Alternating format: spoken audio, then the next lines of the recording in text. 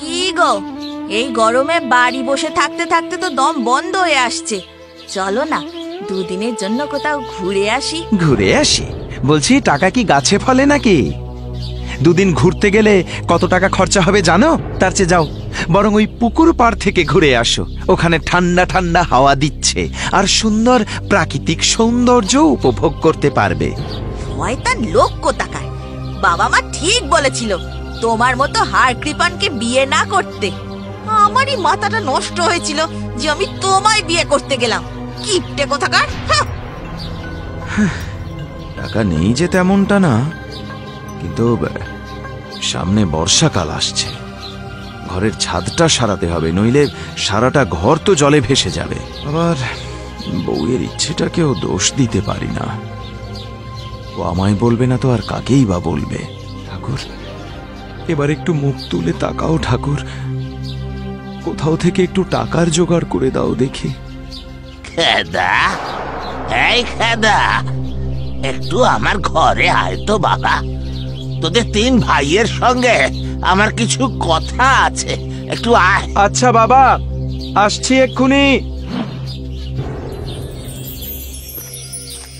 শোন বাবা, তোদের সকলেরই আশা করি মনে আছে যে আগামী বুধবার তোদের মায়ের মৃত্যুবার্ষিকী। হ্যাঁ বাবা, সেই অভিশপ্ত দিন কি আর ভুলতে পারি? সত্যি এই দিনটা জীবনে কোনোদিনও ভুলতে পারবো না। তোর মায়ের একটা ইচ্ছে ছিল সপরিবারে ঘুরতে যাওয়ার, কিন্তু আমি সেই ইচ্ছে পূরণ করতে পারিনি। তাই তোদের মায়ের মৃত্যুবার্ষিকী উপলক্ষে আমি তোদের তিন ভাইকে কিছু টাকা দিতে চাই, যে টাকা দিয়ে তোরা তোদের বউয়ের সঙ্গে বাইরে কোথাও ঘুরে আয়। সে কি বলছো বাবা? তোমাকে একা রেখে আমরা তিন ভাই চলে যাব কি করে? না না না, আমরা এটা করতে পারবো না বাবা। হ্যাঁ বাবা, তিন ভাই তিন বউ একসাথে বেরিয়ে যাব আর তুমি বাড়িতে একা পড়ে থাকবে, সেটা হয় না।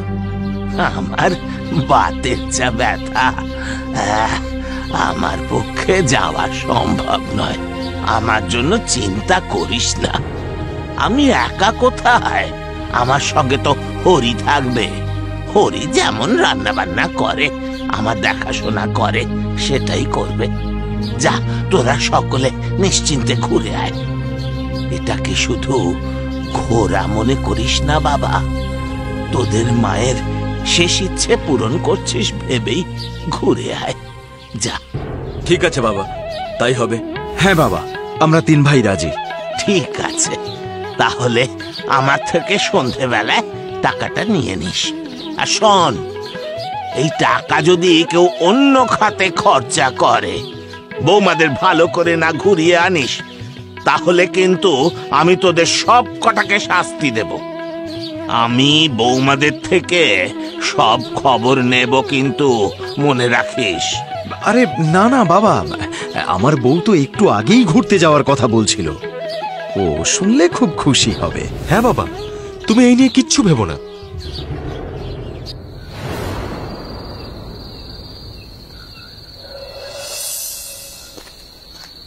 বাবা তো অনেকগুলো টাকা দিল, এই টাকা দিয়ে ঘুরে এলে ঘুরে আসার পরেও অনেক টাকা বেঁচে যাবে। তবে হ্যাঁ, বউকে এখন কিছু জানাবো না, বউকে একেবারে চমকে দেব। তার চেয়ে বরং বাড়ি গিয়ে বউকে বলবো, শুনছো, বলছি পোঁটলা পুঁটলি সব গোছাও, একেবারে ঘুরতে বেরিয়ে পড়ি, বুঝলে? তবে তার আগে যাই, সন্ধেবেলার বাজার থেকে ইলিশ মাছ নইলে ভালো ভালো গলদা চিংড়ি কিনে নিয়ে আসি। রাতে জমিয়ে খাওয়ার সময় বউকে চমকে দেব খবরটা বলে।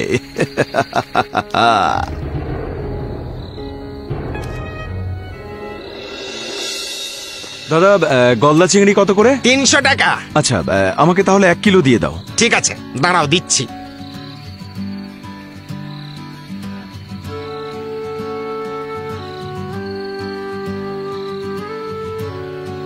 হে, বউ তো কাঁচা লঙ্কা আনতে বলেছিল, এখন কাঁচা লঙ্কা না নিয়ে যদি বাড়ি ফিরি তাহলে বউ নিজেই লঙ্কার রাজা রাবণের ভূমিকা নেবে। না বাবা, তার চেয়ে গিয়ে আগে লঙ্কাটা কিনে আনি। ও নগেনদা, বলছি আমায় 200 লঙ্কা দাও না, ঝাল দেখে দিও কিন্তু। ঠিক আছে দাদা, দাঁড়াও দিচ্ছি। এই নগেনদা, তোমার পায়ে আবার কি হলো? আরে আর বলো না, ঘরের চালে উঠেছিলাম লাউ পাড়তে, কিন্তু দেখো এত খারাপ কপাল, লাউ তো পাড়তেই পারলাম না, উল্টে ছাদ ভেঙে নিচে পড়লাম, তাই পাটা গেছে। সে কি গো, আমাদের গ্রামের হাসপাতালে তুমি দেখাওনি? হ্যাঁ গো, দেখিয়েছিলাম দাদা, ওরাই তো এইসব কাপড় টাপড় বেঁধে দিল, বললো পায়ের নাকি কি একটা ভেঙে গেছে। তো তাহলে এর মধ্যে তুমি আবার বাজারে এসেছো কেন? তোমার তো এখন পা সোজা করে শুয়ে থাকা উচিত। ও দাদা, এসব কি বলছো? বাজারে না এলে খাবো কি? গ্রামের হাসপাতাল থেকে তো বলে দিল 2 সপ্তাহ বাড়ির বাইরে পা রাখা যাবে না, সম্পূর্ণ নাকি শুয়ে থাকতে হবে। আমরা গরিব চাষাভুষো মানুষ, 2 সপ্তাহ শুয়ে থাকলে তো এমনি না খেতে পেয়ে মরে যাবো গো। তাই তারপর থেকে যে কদিন বেরোতে পারি বেরোই। আরে না না, তুমি ভুল করছো। এই অবস্থায় তুমি যদি পায়ে জোর দিয়ে হাঁটা চলা করো তাহলে তোমার পা ভাঙার কোনোদিনও জোড়া লাগবে না, আর কোনোদিনও তুমি নিজের পায়ে দাঁড়াতে পারবে না নগেনদা। শোনো, তোমায় বরং আমি একটা কথা বলি। আমি তোমায় এখন 2000 টাকা দিচ্ছি, সংসার চালানোর জন্য এই টাকাটা তুমি রাখো। এখন 2 সপ্তাহ বাড়িতে বিশ্রাম করো, এই টাকায় তোমার নিশ্চয়ই 2 সপ্তাহ চলে যাবে। ও দাদা, তুমি কি আমার সঙ্গে রসিকতা করছো নাকি? হ্যাঁ, আমি তো ভাবতেই পারছি না যে কেউ এরকম রসিকতাও করে। আরে না না নগেনদা, আমি রসিকতা করতে যাব কেন? আর তাছাড়া এটা কি রসিকতা করার সময়? এখন সময় তোমার বিশ্রাম নেওয়ার জন্য। এই যে এই নাও। আর এখন গরুর গাড়ি করে সব সবজি নিয়ে বাড়ি ফিরে যাও, বুঝলে? তুমি আমায় এতগুলো টাকা দিলে এমনি এমনি? সত্যি সত্যি দাদা, তুমি মানুষ না, তুমি ভগবান। আমি ভাবতেও পারিনি তুমি আমার বিপদের দিনে এত বড় সাহায্য করবে। তুমি মানুষের বিপদে ঝাঁপিয়ে পড়ো, একথা গ্রামের লোকদের মুখে অনেক শুনেছিলাম, আজ সাক্ষাৎ করলাম। আরে আবার এসব কথা বলে? আরে আমরা মানুষ হয়ে যদি একে অপরের বিপদে সাহায্য না করি তাহলে কি ওই জঙ্গলের জন্তু জানোয়ার এসে আমাদের পাশে দাঁড়াবে? নিশ্চয়ই অনেক ব্যথা করছে। যাও তাড়াতাড়ি তুমি বাড়ি ফিরে যাও, যাও নগেনদা, আর একদম দাঁড়িয়ে না। আর বলছি, কোনো কিছুর দরকার হলে তুমি আমাকে খবর দিও। দাদা, আমি ঠিক সময় মতো তোমার এই টাকা ফেরত দিয়ে দেব, বিশ্বাস রাখো। ঈশ্বর তোমার মঙ্গল করবেন, দেখো ঈশ্বর তোমার অবশ্যই মঙ্গল করবেন। এই আশীর্বাদটুকুই করো নগেনদা।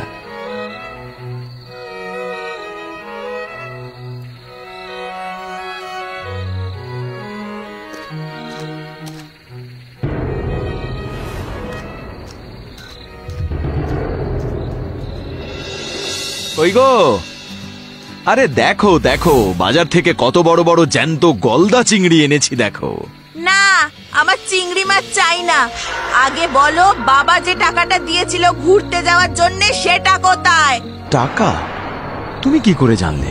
আমি কি করে জানলাম সেটা বড় কথা নয়, আগে বলো সেই টাকা কোথায়? সেই টাকা দিয়ে আমরা ঘুরতে যাচ্ছি না কেন? তুমি জানো একটু আগেই বড়দা বৌদিকে নিয়ে ঘুরতে গেল, কত পোটলা পুটলি নিয়ে গরুর গাড়ি করে এই মাত্র বেরিয়ে গেল, আর আমি শুধু দিন রাত ঘরে পচে মরছি। ও এই সামান্য ব্যাপার? চলো, কালকেই তোমাকে আমি নদীর পাড়ের ওই 108টা শিব মন্দির থেকে ঘুরিয়ে নিয়ে আসবো। কি? বড়দার বৌদি 5 দিনের জন্য ঘুরতে গেল? মেজদার বৌদি কাল ভোর ভোর ট্রেন ধরে ঘুরতে যাবে দিন 5 জন্য, আর তুমি একদিনের জন্য আমাকে ওই নদীর পাড়ে নিয়ে যাওয়ার কথা বলছো? বউ, কি করে যে বলি তোমায়, আসলে কি জানো তো, মানে বাবার দেওয়া টাকাগুলো না সব আসলে খরচ হয়ে গেছে। কি? অতগুলো টাকা তুমি এইটুকু সময়ের মধ্যে উড়িয়ে ধ্বংস করে দিলে? আরে না না, রয়েছে। আর বলছি, সেই টাকা দিয়ে চলো না আমরা ধর্মস্থানে গিয়ে একটু পুণ্যি করে আসি।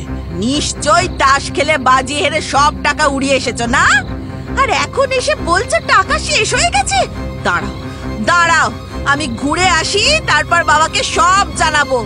তোমার সব হাঁড়ি আমি ভাঙবো, এই বলে দিলুম। দেখো দেখো দেখো দেখো, শান্ত হও। তুমি আমায় ভুল বুঝছো বউ, কিন্তু কিছু করার নেই। আমি কাউকে সাহায্য করে সেটা ঢেড়া পিটিয়ে তো বলে বেড়াতে পারবো না। সাহায্য করে আমি নাম কিনতে শিখে নিয়েছে।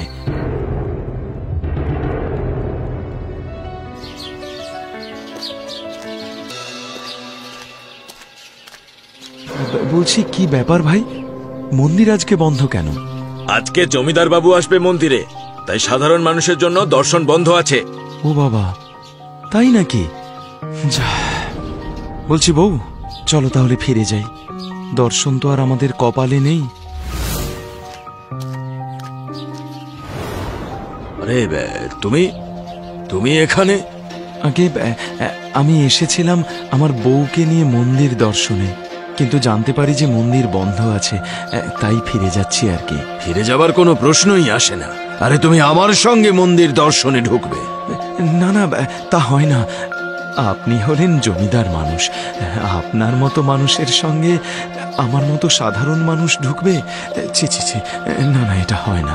হ্যাঁ হ্যাঁ, আমি জমিদার ঠিকই, কিন্তু তুমি সাধারণ, এটা তো ঠিক কথা নয়। আর আপনি নিশ্চয়ই ওনার বউ। আগে হ্যাঁ জমিদার বাবু। ভাগ্য করে এমন একজন বর পেয়েছেন, বুঝলেন, যার মন এত বড় যে চেনে না সে জানে না। ওর মন কত বড় আপনি জানেন? আমাকে চেনে না জানে না, তাও কালকে রাতে কতগুলো টাকা দিয়ে সাহায্য করলো। তা কিনা আমি শুধুমাত্র বিপদে পড়েছি তাই? শোনো শোনো, এবার তোমায় একটা সত্যি কথা বলি। আসলে আমি সব গ্রাম ঘুরে ঘুরে সাধারণ প্রজার পরীক্ষা নিচ্ছিলাম। আমি দেখতে চাইছিলাম আমাদের রাজ্যে এমন কে আছে যে সাধারণ মানুষের বিপদে ঝাঁপিয়ে পড়তে পারে। বহুদিন ধরেই এই খোঁজ চালানোর পর অবশেষে কালকে তোমার সঙ্গে দেখা হওয়ার পর আমার এই খোঁজ শেষ হলো। তাই আমি আজকে মন্দিরে পুজো দিতে এসেছিলাম, আর একটু পরেই তোমার বাড়িতে লোক পাঠাতাম খবর দিতে। কিসের খবর জমিদার বাবু? আমি তোমায় আমার নায়েব করতে চাই। হ্যাঁ, এ যে আমার পরম সৌভাগ্য জমিদার বাবু। তোমার মতো সৎ আর মানুষের পাশে দাঁড়ানোর মতো একজন মানুষকে আমার পাশে খুব দরকার। আশা করি তুমি না বলবে না। হ্যাঁ হ্যাঁ, চলুন চলুন, তাই হবে।